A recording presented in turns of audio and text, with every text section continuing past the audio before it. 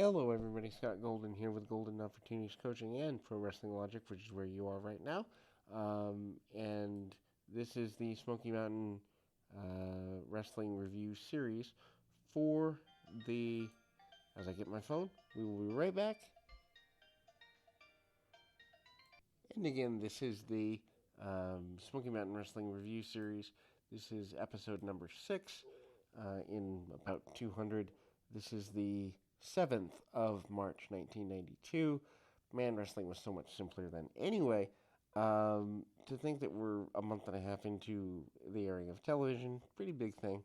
But obviously, running a territory, I would even say Smoky Mountain was one of the final territories, if not the final territory.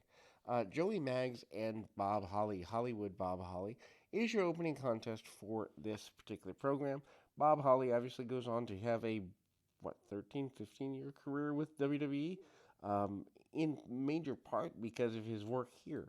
And I mean, Maggs is a perennial enhancement talent primarily in the South, doing the majority of his work in WCW in the early to mid 90s, I would say. I think he was gone by the end of the Monday Night War era, certainly, but Holly manages to, with pink tights and etc., get under the skin of Joey Maggs. Maggs ends up grabbing him and throwing him in Fireman's Carry Takeover. Very basic matches here.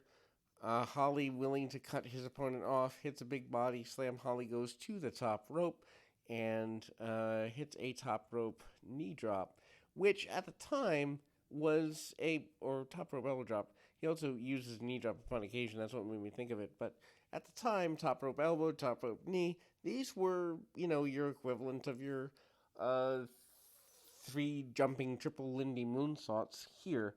Tim Horner out there. Tim Horner is doing a lot of talking. Before I forget, Tim Horner tries to cut a promo on how happy he is to be in the area. I did miss a segment before our first match, and that is Rip Rogers. Rip Rogers, who is known as the head trainer of Ohio Valley Wrestling, I think even to this day, if not maybe slacked off since the pandemic. But over the last, at least up until a year or two ago, Rip Rogers, the head trainer for OVW for probably 20 years, if not more. He's here, Hollywood Hustler Rip Rogers, basically says he's going to do Hindu squats with a steel chair as an aid for an hour. And Horner says he doesn't think he can do it, offers him $500 if he can do it, and that is that. Interesting way to build an angle. An angle goes over a couple of weeks to play out. But again, such simple angles.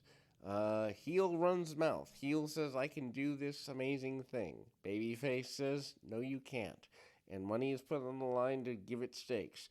You don't need these major, convoluted, multi-month, figure-it-out mystery angles. I think sometimes human personalities do things better for you. Terry Bam Bam Gordy of Freebirds fame up next. He is still able to go. I don't think he has his stroke until 94, 95. So he's still ready to go, although he is looking pretty stocky here against Tommy Angel. He is getting ready for the Smoky Mountain Heavyweight Championship Tournament. Gordy, of course, 1/3 of the Freebirds, actually 1/4 of the Freebirds, really. Jimmy Garvin, Buddy Roberts, Michael Hayes, and Terry Gordy, all the people that, at least all the people off the top of my head, that were Freebirds at one point or another. Gordy manages to do a bunch of brawling. I'm not necessarily sure that he here in Smoky Mountain never really works out. He's not here terribly long. He does hit a power bomb in order to get a victory. Match itself is probably 3 or 4 minutes. Showcase for Gordy to get Gordy over to an audience that I'm sure has already seen him. He basically says he wants the heavyweight championship, wants to bring back Freebird magic, and is going to do that here. Commissioner is up next, Bob Armstrong. This is how you build an authority figure, folks. Certainly Bob Armstrong, a a known authority figure to this audience, being a part of Southeastern, being a part of everything that's there. Nitro Danny Davis is out. He basically says he may be small, he's packed in, he's committed to Smoky Mountain, and he is Nitro. If you get too close, if you get too close to him and rattle him, he will explode all over you. Is his basic thought. But Bob Armstrong is out here, and he is discussing at length kind of the actions of the Russians and kind of sanctioning further matches for the Fantastics upon their return from Japan. Acknowledgement of the Fantastics traveling internationally is a pretty big thing here. Again, he's kind of forcing the benefit of uh, things forward. He has banned Ron Wright from ringside until he finds someone to manage. Ron Wright, is one of the most violent people in this Tennessee area over the last 20 years. He actually wheels him out in his wheelchair, and makes it clear that he's no longer welcome. Paul Orndorff wants to be the heavyweight champion. Basically says for his benefit that he doesn't understand why the pile driver has been banned. Orndorff at the time, this is his first time on television probably since about 1990, so maybe year and a half. I think he did one or two matches for WCW at the time, but again, his major run 87, so even if we skip the WCW run, we're talking about, 5 years? He mocks Hulk Hogan, does the ear cupping thing, and fans are booing him for that. Barry Horowitz, who, again, in the previous week, if you haven't listened, has had a major match with his opponent there. Does not obviously have the same impact with Orndorff. Mr. Wonderful, obviously, as a main draw, is here to do good things. It is because of Orndorff's Smoky Mountain wrestling-related work over the next, let's say, 4 to 6 months, that he gets the WCW shot that he gets later in 1993. So the idea that Orndorff kind of putting himself back on the map and helping a smaller company should make him respectable.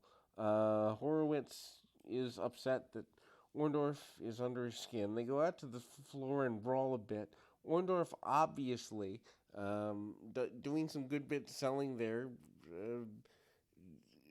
Horowitz sends him into the bottom rope and does the rope clothesline over the throat. I mean, he's going to do anything he needs to do. Horowitz does get him in the corner. Orndorff selling like $1 million for Horowitz, which I think is valuable, and I think a lot of people lose that if you're going to do this in a smaller territory, everyone has to look like they matter, otherwise it looks bad. But Orndorff does make a comeback, including a big lariat, and eventually throws the man to the outside and goes stomping out after him. So he sells for him for a few minutes, but not before making him look bad and kind of taking him brawling all around the building. And it's, a thing. And Orndorff comes back into the ring, tries to be as dominant as he can, there's a backslide here, and Orndorff gets a victory there with the drive-through on the backslide. Orndorff would have rather used the pile driver, but again, the pile driver is banned in the area. So, and that will play out. At this point, we go back to Rip Rogers, who is still posing around. Jim Cornette cuts a promo, basically says that he has a tag team, but he's not going to reveal who the team is. They are going to be revealed in due time as part of the Tag Team Championship tournament. He basically implies he shouldn't have to reveal who they are. Challenged by Brian Lee from previous week to Dutch Mantell. They kind of recap that angle pretty aggressively here. Obviously, Mantell still not so impressed. Carl Styles is here. Carl Styles is the flunky, for lack of a better term, for Dutch Mantell. Styles gets the rub from that. Dutch Mantell for the Tennessee area, a major guy throughout Memphis, also wrestled in Puerto Rico. Brian Lee comes out, big guy, 6'3", 6'4", 6'5", somewhere in there. 275 plus pounds, chases Dutch Mantel around the ring in kind of a goofy jogging stance at one point. Finally gets his hands on him, but Styles jumps from behind. They brawl on the floor, but again, it's a main angle. It's not, opening match or happening for too long. The brawl on the floor lasts 30 seconds.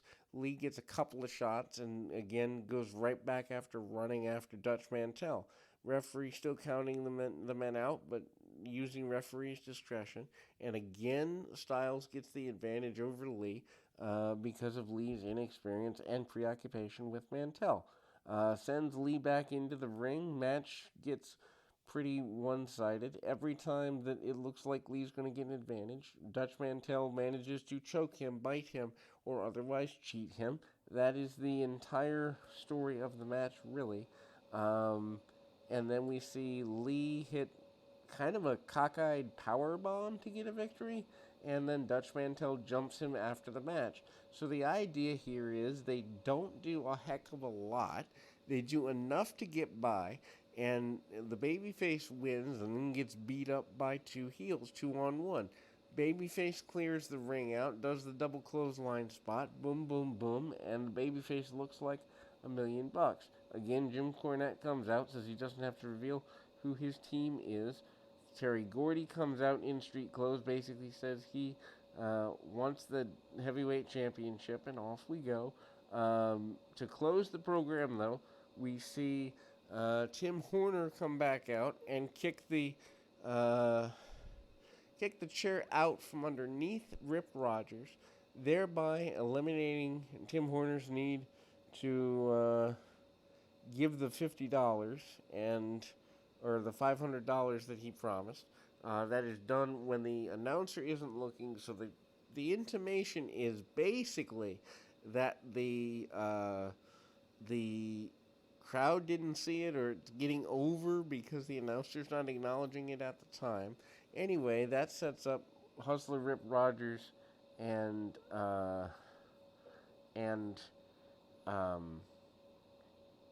Tim Horner for a future week here. That will close us for today. We will be back with more right after this.